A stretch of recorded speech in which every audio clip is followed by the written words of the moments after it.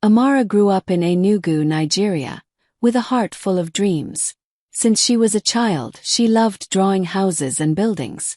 She would sit for hours sketching on scraps of paper, imagining herself one day becoming a great architect. But life at home was not easy. Her father had passed away years ago, leaving her mother, Nena, to raise her alone. Instead of supporting Amara's dreams, Nena wanted something very different for her daughter. One evening, Nena told her firmly, "Amara, it is time for you to stop wasting energy on school. A wealthy trader has shown interest in you.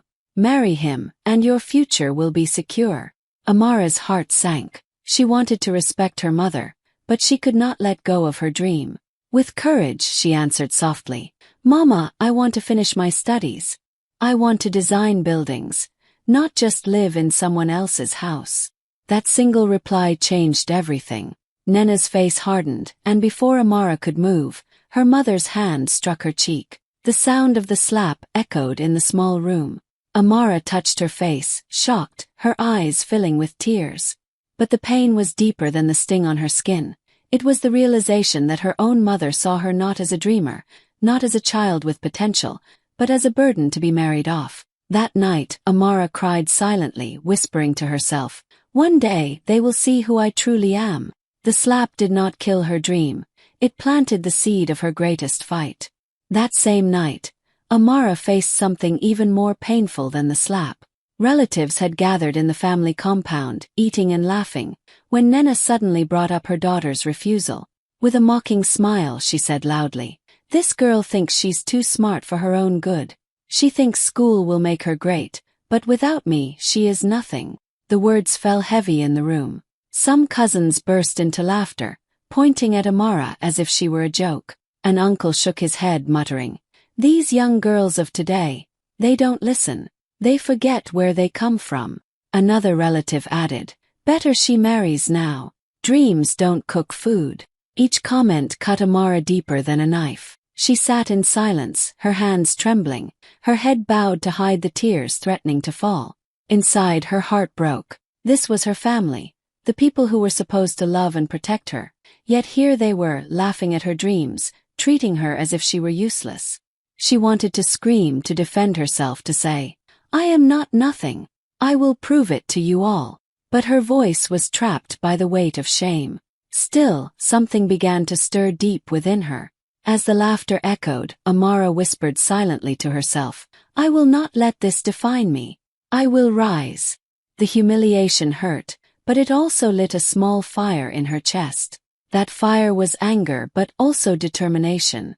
When everyone had gone, Amara lay awake in the dark, replaying the cruel words again and again. She remembered her cousin's laughter, her uncle's disapproval, and most of all, her mother's voice calling her nothing. Each word pressed down on her chest like a heavy stone. She cried quietly, afraid someone might hear, but her tears were not just of pain, they were the beginning of resolve. She thought about the buildings she had drawn, the designs she carried in her notebook, and the future she longed for. She knew it would not be easy. She had no money, no support, and no one in her family who believed in her. But deep down, Amara decided that this humiliation would not be her ending. Instead, it would be the fuel that pushed her forward. That night in Enugu, while others slept peacefully, a young girl lay in silence, her eyes wet with tears but her heart burning with a secret promise. "One day, I will prove to them all that I am more than what they think. One day, they will call my name with pride." The humiliation was real, the pain unbearable, but hidden in that moment was the beginning of Amara's courage, a strength no one could take away. At dawn, while the sky was still gray and the streets were quiet, Amara made her choice. She packed only a small bag and tucked her notebook inside, the same notebook where she had filled pages with sketches of houses and dreams of buildings yet to exist. Her heart was heavy, but her steps were steady. She looked back at her mother's house one last time, her eyes stinging with tears. "If I stay, I will die inside," she whispered to herself. "If I go, maybe I will live." As the sun began to rise, she walked toward the bus park. By the time she reached the busy streets of Onitsha, the city was alive with noise. Traders shouted prices, buses honked loudly, and the smell of roasted corn filled the air.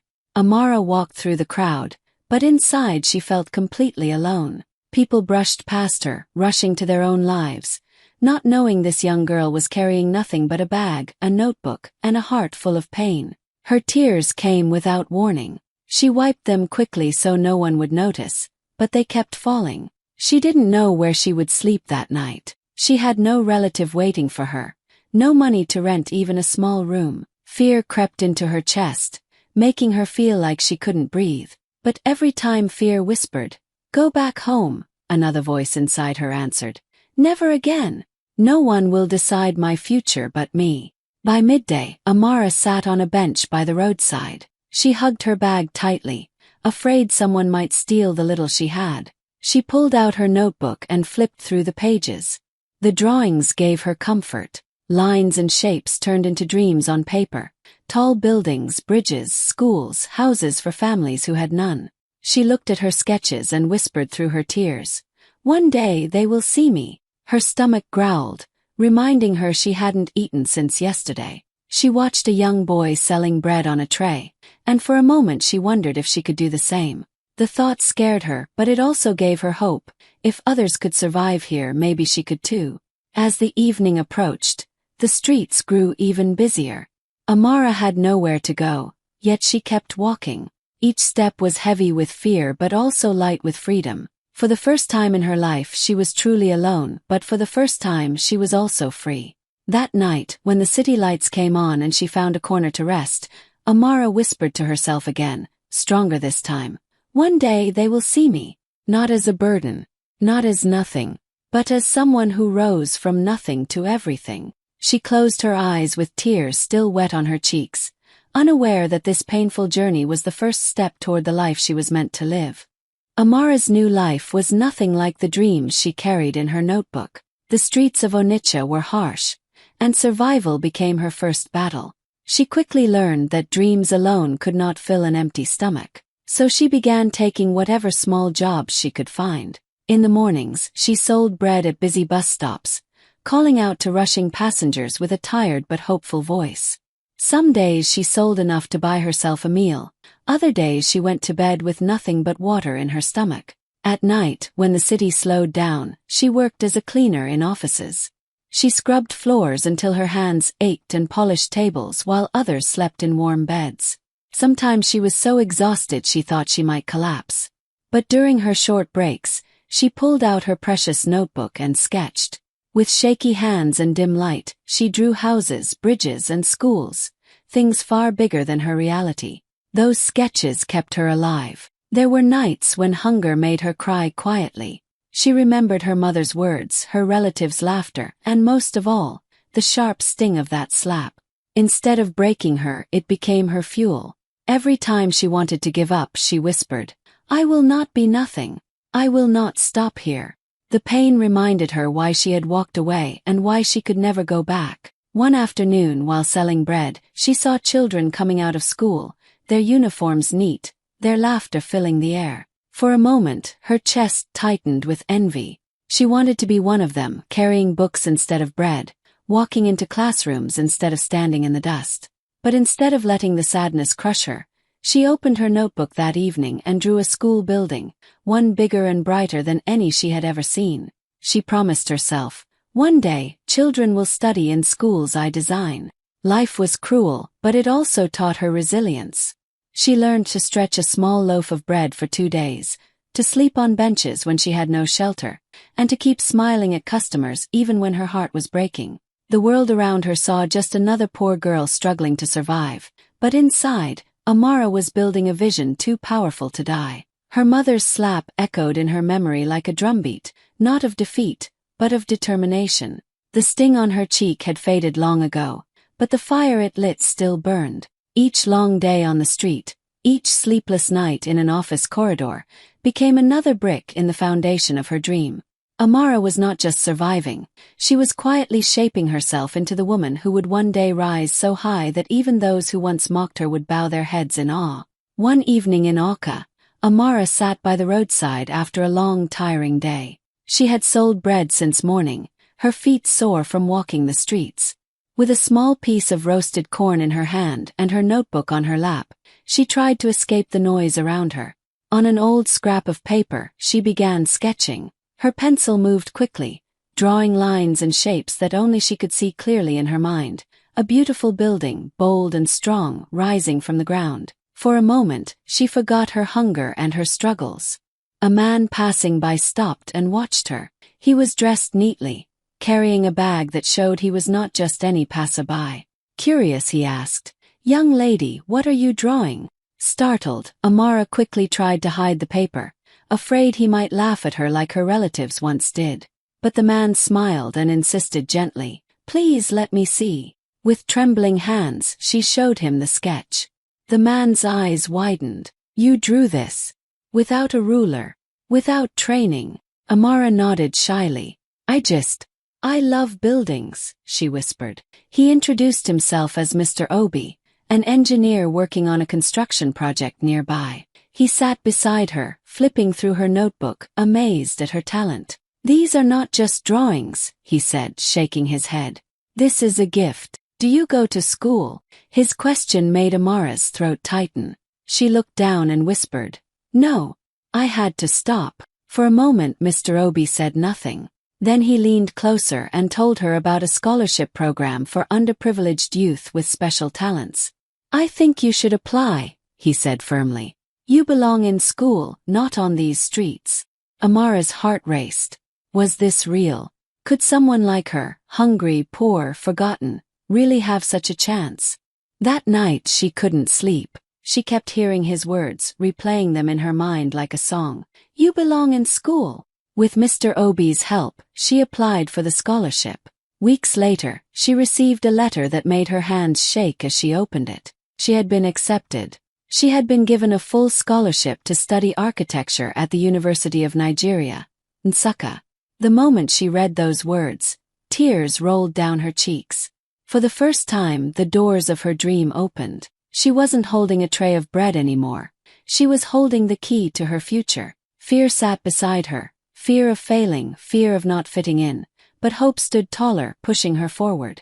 When Amara walked through the gates of the university for the first time, her small notebook was still in her bag. But now, those sketches weren't just dreams hidden on scraps of paper.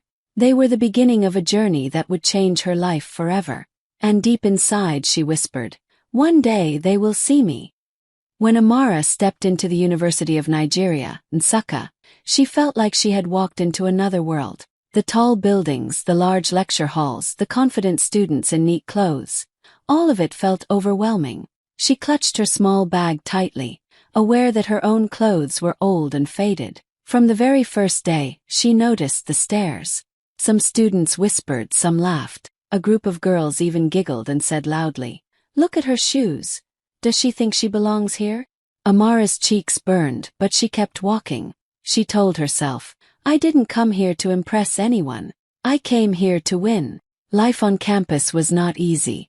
The scholarship covered her tuition, but she still needed money for books, food, and other expenses.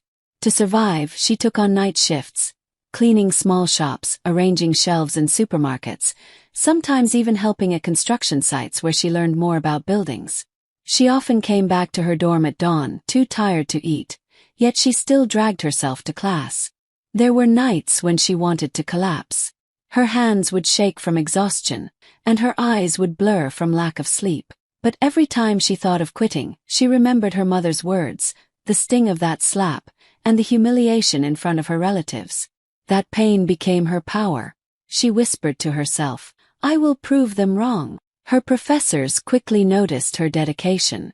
While many students struggled with complex design assignments, Amara would hand in detailed work that looked almost professional. When asked how she managed, she would smile quietly, never revealing that she had sketched most of her designs during her night shifts, sometimes by the light of a single bulb. Her classmates, who once mocked her, began to notice. Soon she was no longer just the poor girl with worn-out clothes.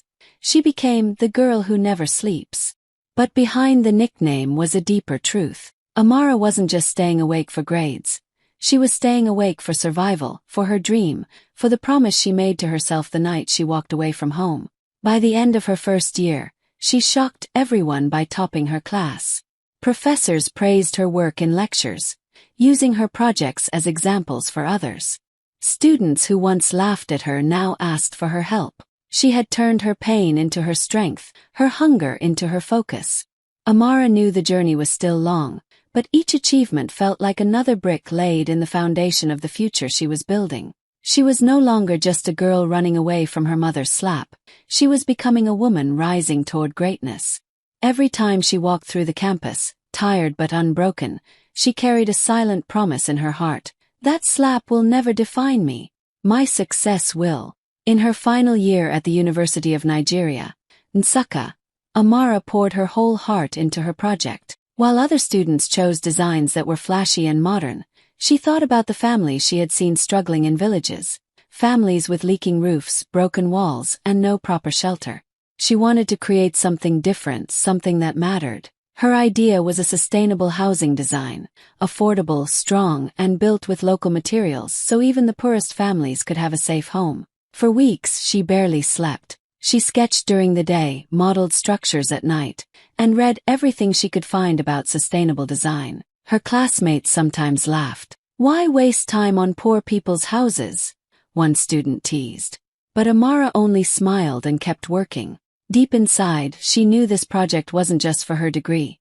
It was her way of giving back, of proving that architecture could change lives. When she finally presented her design, the room went silent. Professors leaned forward, impressed by the creativity and practicality. One of them told her, "Amara, this is more than a project. This is a vision." Soon after, her work was submitted to an international competition in Johannesburg, South Africa. Weeks later, the news arrived. Amara had not only been selected, she had won first place. The girl once mocked for wearing torn shoes and selling bread was now celebrated on an international stage. Her name appeared in newspapers across Nigeria. Young architect wins big in South Africa. Journalists called her the rising star of African design. When she traveled to Johannesburg to receive her award, Amara stood on stage in front of people from different countries. She wore a simple dress, not expensive, but her presence was powerful. As she held the trophy in her hands, her mind flashed back to the nights she slept hungry, the days she scrubbed floors, the sting of her mother's slap. Tears filled her eyes, but this time they were tears of triumph. After that moment, everything changed. Companies across Africa began reaching out to her, offering partnerships and opportunities.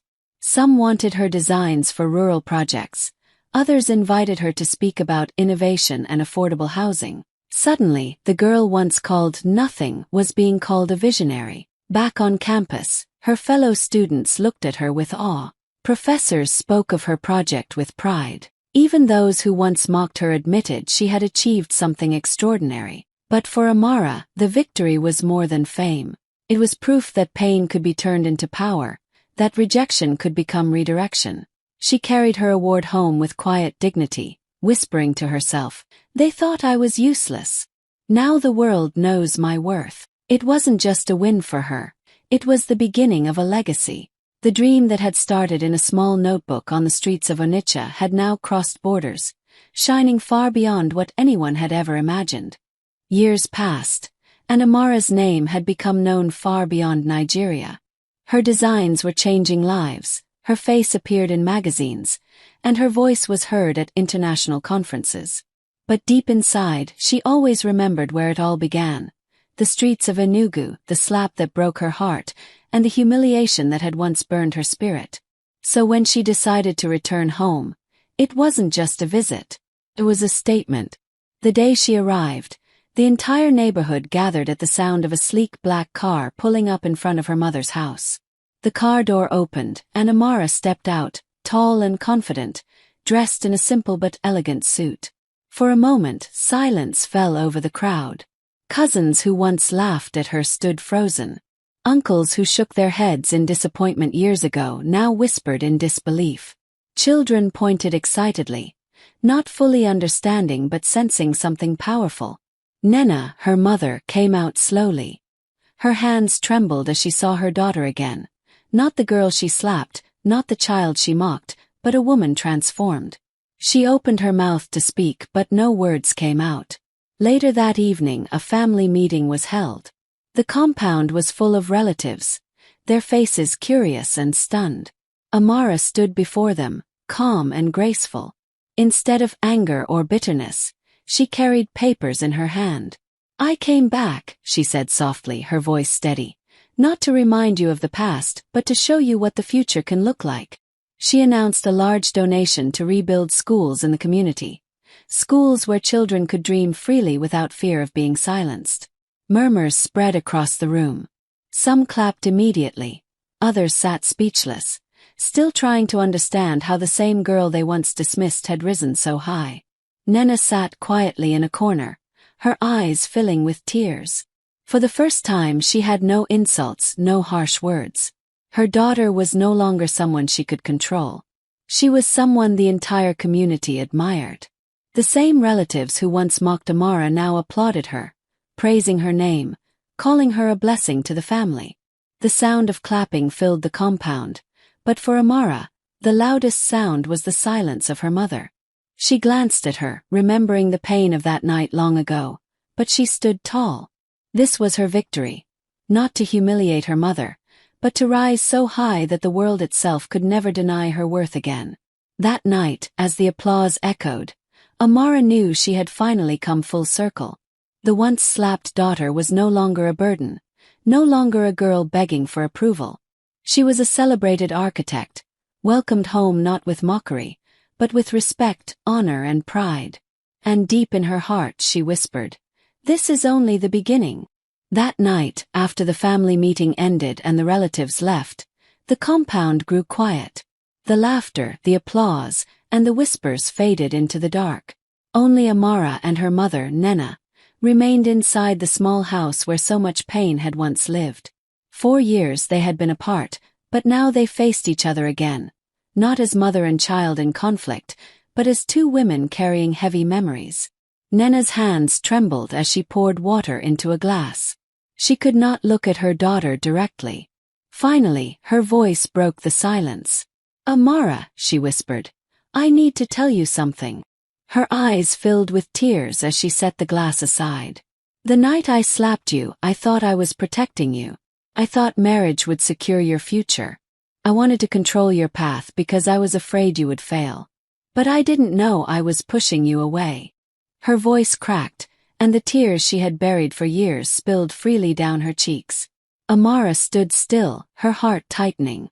For so long she had dreamed of this moment. Her mother admitting the pain she caused. Slowly she stepped closer. Her eyes softened as she looked at the woman who had once been her greatest source of both love and hurt. "Mama," she said quietly, "that slap broke me in ways you may never understand. It wasn't just the pain on my cheek. It was the feeling that my own mother didn't believe in me. I carried that wound for years." Her voice grew stronger, steady but emotional. "But, Mama, it also became my strength. Every time I wanted to quit, I remembered that night. Your slap hurt me, but it also made me rise higher than I ever thought I could." Nena covered her face with her hands, weeping harder. "I was wrong, Amara. I was blind. I didn't see who you truly were. I see it now, and I am ashamed." Amara gently reached for her mother's hands and lowered them. Looking straight into her eyes, she spoke firmly but with love. "I forgive you, Mama. But I will never forget. The pain will always be part of my story, but so will my victory. And today I stand here not because you stopped me, but because I refused to stop." For the first time in years, mother and daughter embraced, their tears mixing together. It was not a perfect healing, but it was a beginning. Nena cried on her daughter's shoulder, whispering, "I am proud of you, more than words can ever say." In that small, quiet house in Enugu, two women faced the truth of their past. The slap that once divided them had now become the bridge that reminded them both of resilience, forgiveness, and the power of rising higher than anyone ever dreamed. The hall in Lagos was filled with people from different countries. Leaders, innovators, students, and dreamers. Cameras flashed, lights shone brightly, and all eyes turned to the stage as Amara walked up with calm confidence. She was no longer the girl who once sold bread on the streets or cried herself to sleep at night. She was now a woman whose story had crossed borders. Taking a deep breath, she began. I was told I was nothing. Even my own mother once slapped me for daring to dream of a different future. People laughed at me, mocked me, and told me to give up. But I stand here today as proof that no one decides your worth but you.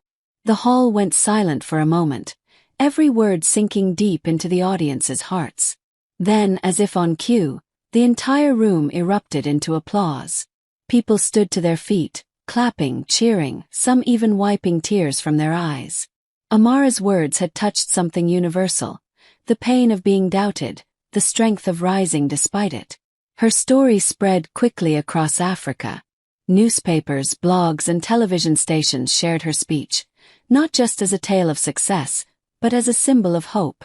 Young girls in villages whispered her name with pride, students in universities quoted her words, and mothers told their children, "If Amara could rise, so can you." It was no longer about the slap, the humiliation, or the hunger. It was about the woman who turned every wound into fuel, every insult into determination, and every obstacle into a stepping stone. Amara had risen higher than anyone ever dreamed, and now she was helping others rise too.